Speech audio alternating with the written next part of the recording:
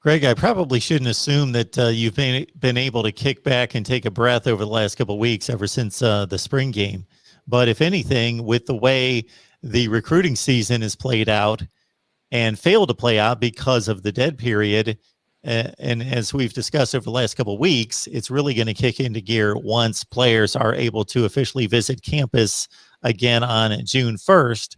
So kind of set the stage for us in regards to what that's going to look like in Lincoln, in regards to targets, in regards to recruiting visits, and what has been announced.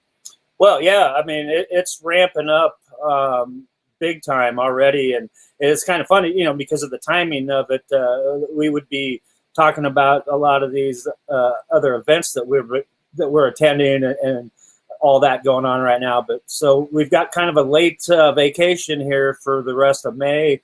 But June 1st, as soon as that dead period gets lifted, I know that our Husker Online recruiting team has confirmed already 11 official visitors coming in the month of June.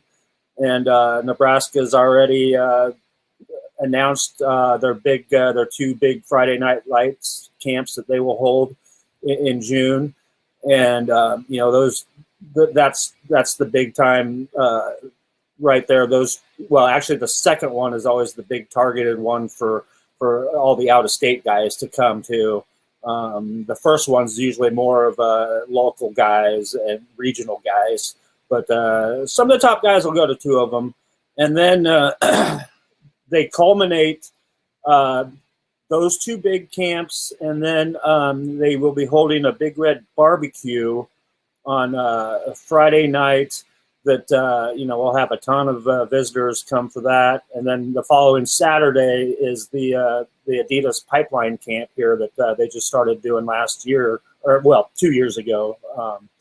It was the first one ever that is for offensive and defensive linemen that come in from all across the country, and it's all put on by Adidas. And it's a great event and something that they want to keep doing here, and that's why they nicknamed it the Pipeline Camp after the pipeline nickname of the Nebraska offensive line tradition. So tons and tons going on.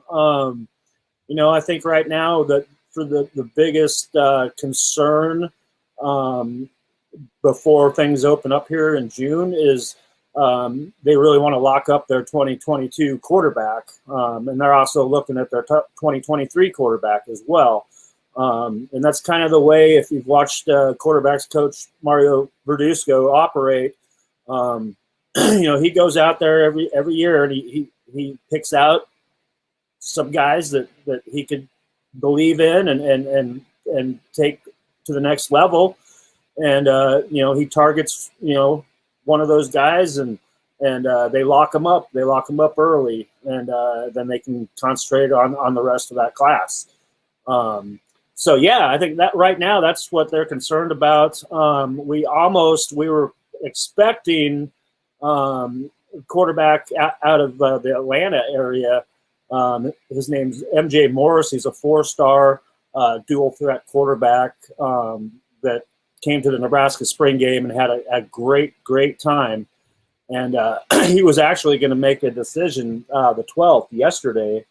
But he's going to take a couple of more weeks because he's really tight as well with Georgia Tech.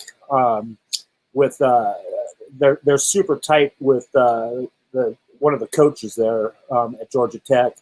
I can't recall his name. He played in the NFL, but anyway.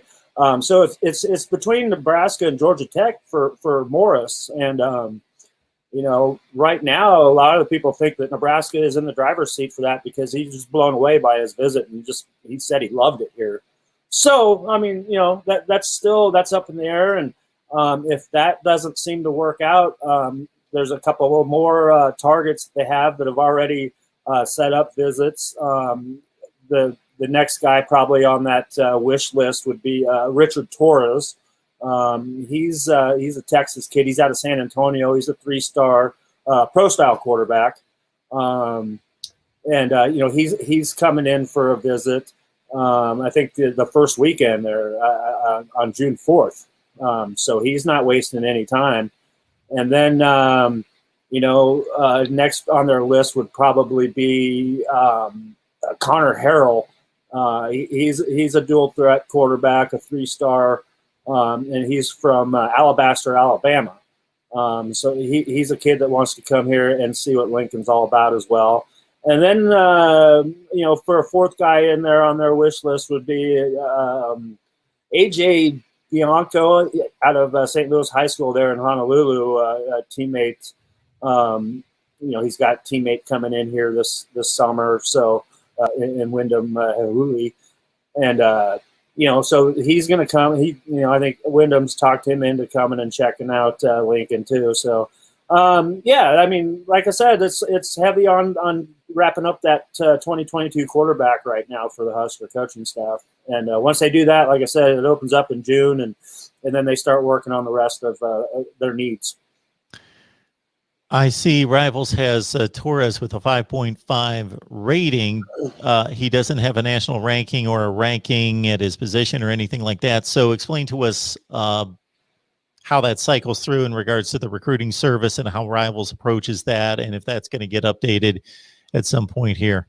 Yeah, and when you see somebody like that's already has interest in Power 5, Power 5 interest in him and stuff like that, and he doesn't have a Rivals rating, is because nobody has seen him yet in person, and and that's a problem that we're working through right now since COVID kind of shut everything down. That a lot of our analysts haven't had a chance to get out and see guys like they used to, and our Rivals camp series was shortened up to only 6 camps this year, and so that eliminates another 10 opportunities to see kids around the country in person. So once he gets eyeballs on him, then he actually goes through and starts to get rated on a national scale. But that's not anything to worry about with a kid of his caliber at this point.